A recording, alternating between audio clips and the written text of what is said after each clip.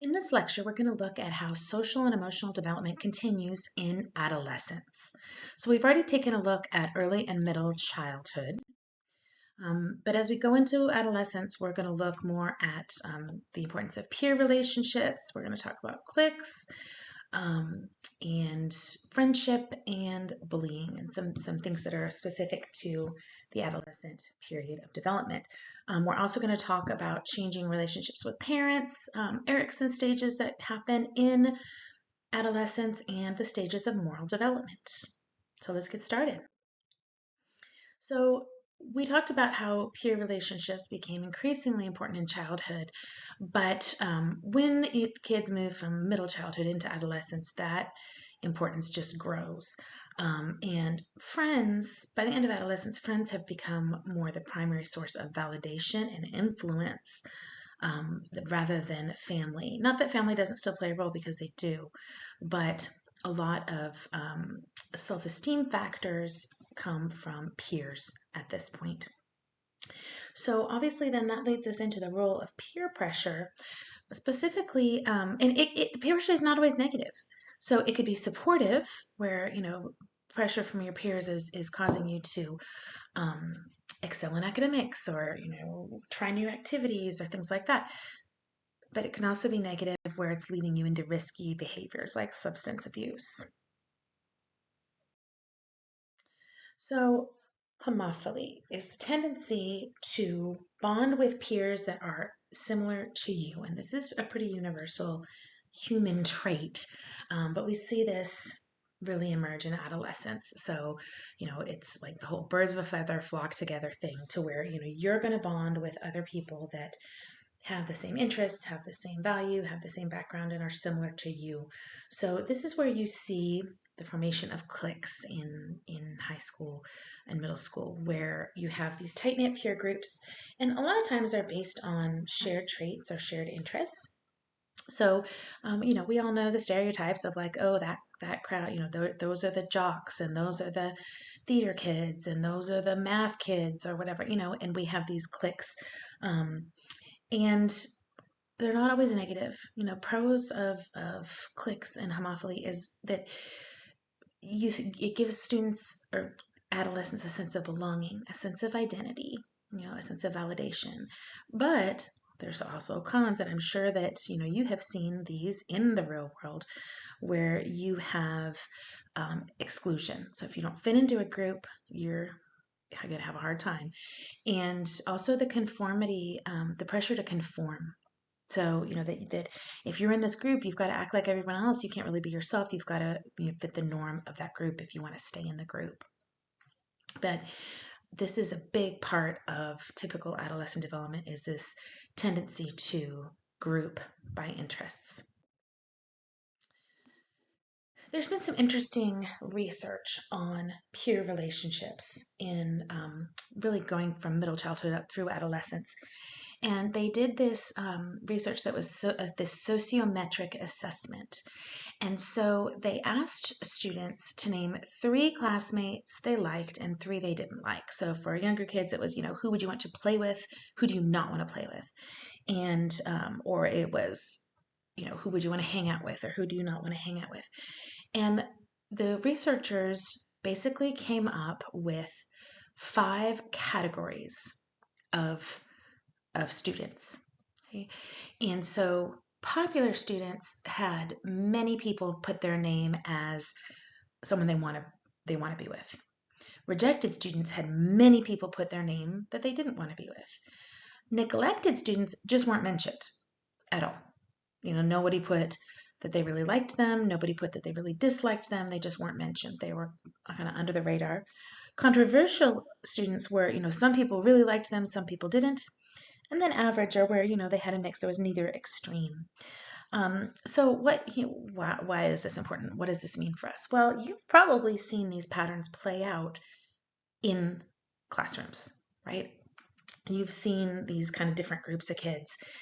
And as teachers, it's important for us to kind of notice the dynamics that are going on. And, the kids that are in the rejected group, they may need support, but also Those kids that are in the neglected group are often like under the radar and we don't notice them, but they need support too. And students that are isolated, they need support early. There's a lot of things that can develop when students are isolated or rejected. And so it's important to just be aware of those dynamics that are happening in the classroom. So in the last lecture, we talked about stages of friendship in childhood.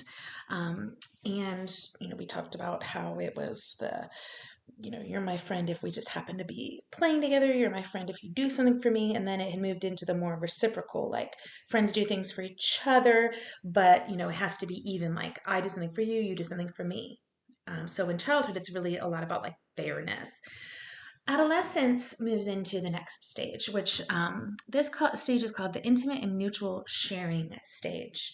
This is anywhere from ages like 9 to 15. And so this is where the friendships really become more emotionally significant. So it's not so much about what you do for me anymore or what I do for you. It's more about the secrets that you tell your friends. And so a friend is a person that you share personal information with that you wouldn't tell anybody else. And so the key to those kind of friendships is trust. There's less concern about the whole like back and forth keeping score, like, are you doing as much for me as I'm doing for you? And it's more about, can I trust you with my secrets? And so friendships in this stage, if that trust is broken, then often the friendship is over. And in this stage, friends tend to be kind of possessive of other friends. So if you have a friend and that friend like somebody that you don't like, you might feel deeply betrayed because, as friends, you're supposed to like the same things and things like that. So there's a little bit of possessiveness to this stage as well. And then the last stage that we're talking about, the most mature stage of friendship, is called autonomous interdependence. And this we usually see develop more in the late teens. And of course, then, this can happen all the way into adulthood. And in this stage, it's really about accepting people for who they are. And so a friend is a person who you accept them for who they are, they accept you for who they are, for who you are.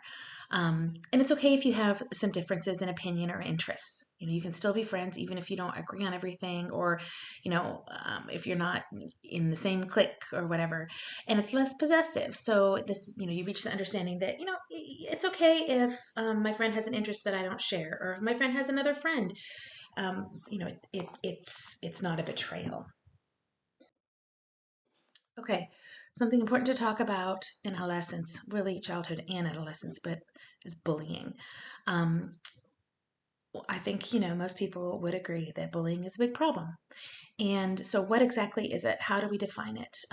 Bullying is defined as unwanted, aggressive behavior. It has to involve a real or perceived power imbalance. So one person has to have power over the other. Now, they could really actually have power over the other, like be bigger, stronger, older, whatever, or there could be a perceived power imbalance where one person, is more popular than the other or something like that. And bullying is a pattern. So if it happens one time, while it's not okay, it's not considered bullying. But bullying is repetitive. It's a pattern. So what are the types of bullying? Well, there's verbal bullying, there's physical bullying, and of course, nowadays, there's cyberbullying. And cyberbullying is actually kind of unique, and there's some unique dangers to it. And one of the fact that it's anonymous, that it can be anonymous. If someone's beating you up or calling you names in person, you know who it is. Cyberbullying, you may not know who it is that's bullying you, and that can be frightening. And the permanence of cyberbullying is also different. So, but if someone puts something out there online about you, it's there forever. Someone calls you a name in real life, you're going to remember it, but it's not out there for other people to see forever and ever, the way that cyberbullying can be posts on social media and things like that. And then there's the 24/7 exposure. So back in the day, if kids were bullied, at least you could go home and get away from it. You could go home and you could be in your house, and you would know that you would have that time in the evening where no one was going to bully you, and you got to kind of have a little respite from it. But now, cyberbullying, that bullying follows you right into your house, right? And it's 24/7. There's not really a way to get away from it. So bullying is a really serious issue that we need to be very aware of. So who tends to be bullied?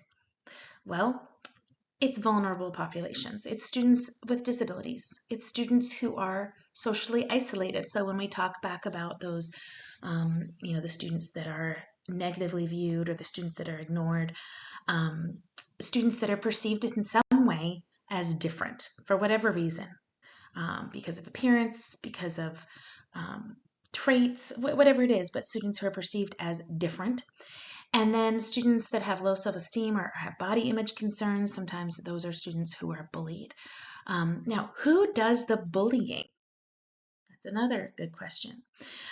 So a lot of people have this idea that bullies bully people because they have low self-esteem. Bullies feel bad about themselves, and so they pick on other people to make themselves feel better. That is not true, according to research. Actually, that's not true at all. Bullies actually usually have pretty high self-esteem. They feel pretty good about themselves, and usually they have social power, meaning it's much more likely to be a popular kid that's bullying someone. But what they lack is empathy. They lack empathy for other people's feelings.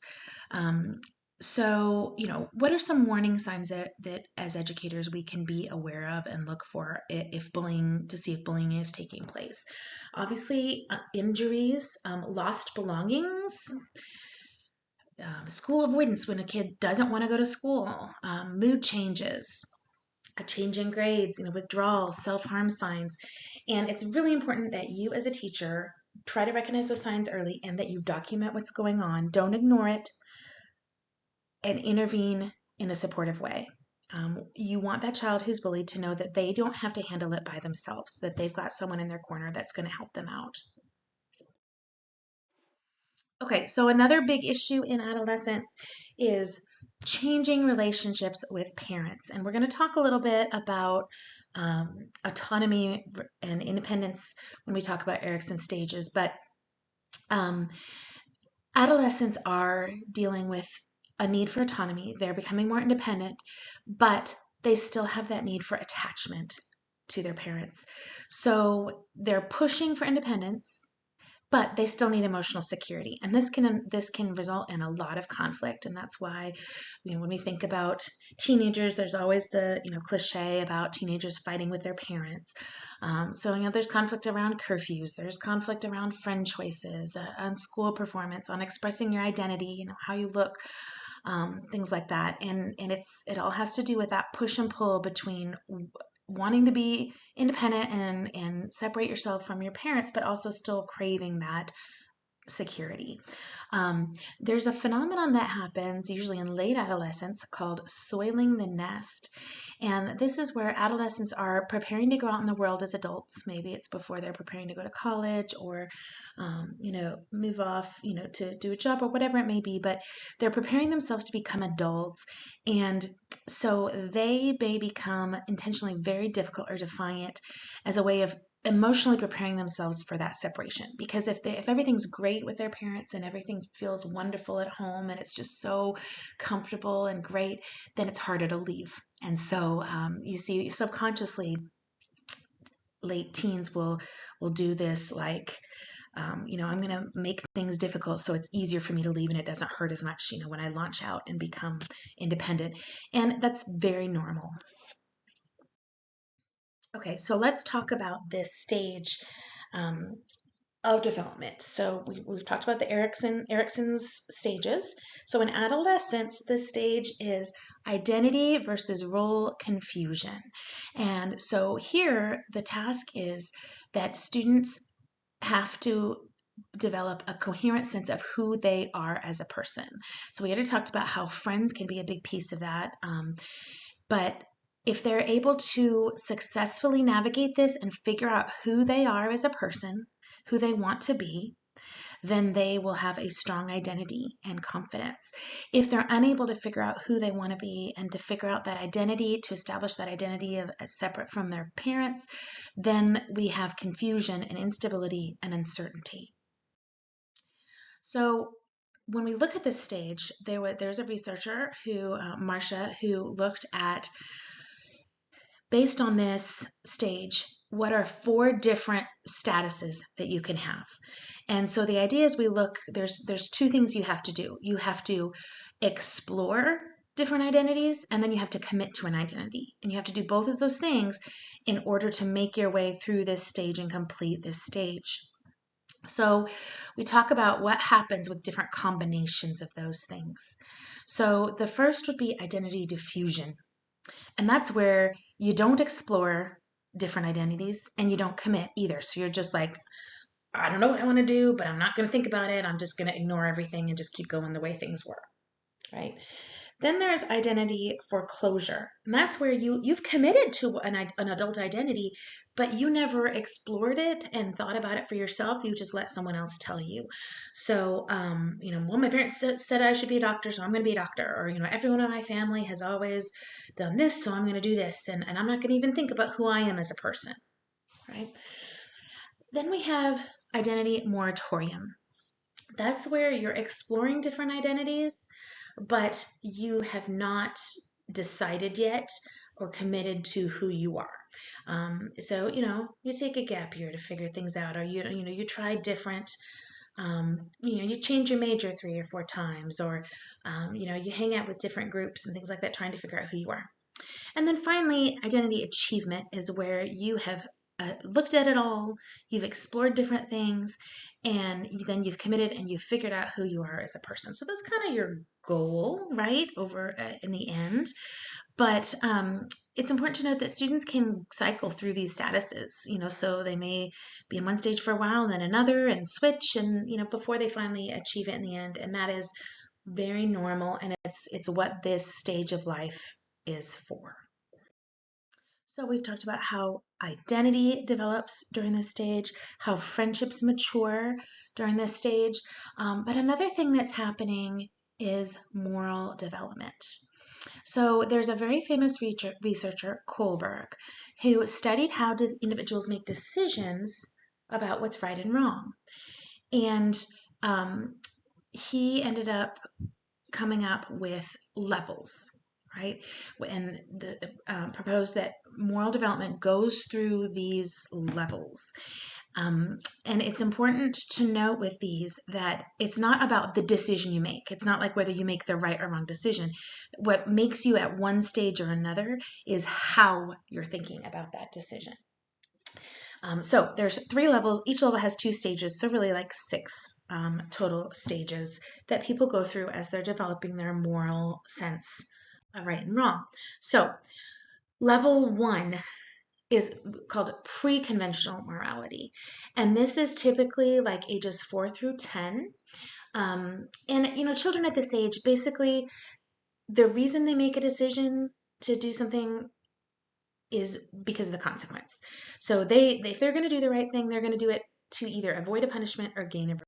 So there's 2 parts to this stage. There's the obedience and punishment orientation, which is where you are doing right and wrong just based on avoiding punishment. So you're not really thinking about, is this right or is this wrong? You're thinking, my mom said it's right, or my mom said it's wrong, or my teacher said it's wrong. And so you're doing it so that you don't get punished. So like when a child says, I'm not going to hit my brother because if I do, I'll get sent to my room. That's an example of this stage of development where you're avoiding punishment. Another part of this first stage is the instrumental relativist orientation. So this is where a child is making decisions based on what benefits themselves. So it's all about getting a reward. So like, well, I'll help you with your homework if you let me copy your notes. So we're not thinking about like, is it moral to copy the notes? We're just like, well, okay, I'll do it if I get something in return. Level two, conventional morality, begins in early adolescence. And this is where your reasoning is centered on this desire for approval. So again, it's not about what decision you make, it's about why you're making the decision. So in this stage, it's the desire for approval and to follow the rules and things like that that are making you make that decision. So we have like the good boy, good girl stage. So it's where morality means being nice, loyal, and approved of. So adolescents want to be seen as a good person. And so, I won't cheat on this test because my teacher trusts me and I want to keep that trust. Okay. So notice that this is different from the first stage because in the first stage that we talked about with younger children, a kid might also decide not to cheat on the test. It's not about deciding not to cheat on the test. It's why. So in earlier years, they might say, I'm not going to cheat because I don't want to get caught and I don't want to get punished. Now they don't want to cheat because, it'll make someone think badly of them. Another part of this stage is the idea that you're maintaining social order. So like, well, I'm going to follow the rules because it's rules and laws that maintain order. So like it's for everyone's good, right? So, even if I think a rule is unfair, I'm going to follow it because rules are there for a reason. Finally, we get to post-conventional morality. And this usually does not happen until late adolescence or even adulthood. And some people never get to this stage. So it's not a given that you get through all the stages. But in this stage, you're making your decisions about moral things based on your personal values, even if they conflict with laws or norms. So in this case, you're not just saying, well, that's the rule and we have to follow the rule. You're thinking about whether the rule is moral or not.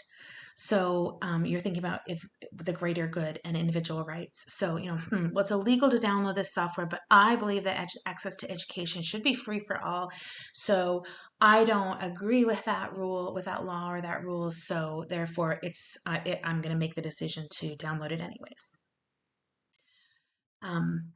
And the highest stage, or the last stage here, is where you are guided by moral principles, not just laws. Okay, so you're not, and again, this isn't about making the right or wrong decision. It's about, that doesn't determine what stage you're at, because you can make good or bad decisions at any stage, right or wrong decisions at any stage. It's about why you're making them. So, if you're following the laws and doing what's right, are you doing it because it's the rules? Are you doing it, and that would be the last stage, or are you doing it because it's inherently right and ethical, and you believe in justice and equality, and so you're doing something because it's just right? So if you have reached this stage, then you might be willing to break rules or laws if the rules or laws conflict with what you feel is ethical and just. For example, if we think about the Holocaust and, if someone was hiding refugees, and not allowing them to be sent to the concentration camp, well, that was illegal, right? So they were breaking the law. But if someone was at this stage of moral development, they would think, okay, yes, I'm breaking the law, but protecting human life is ethically the right thing to do. And so I'm going to protect human life even though I'm not following the law. So those are the stages of moral development. All right, so that was a lot of material, but just a few takeaways. So important things to know about adolescence. Peer relationships and friendships are playing a big part, and that can be positive or negative. Bullying can play a negative part in adolescent development. As autonomy increases, conflicts with parents are natural and a normal part of development. Adolescents are forming a sense of identity, and so supportive adults can help them, help them think about, different what they're good at and what they're interested in, and who they are, and help them process through that. And then finally, an important part of adolescence is developing that moral decision making. And so, encourage students to think about, when you're making this decision, like, are you considering other people's perspectives, and why are you making the decision? What do you believe? Why are you making this decision?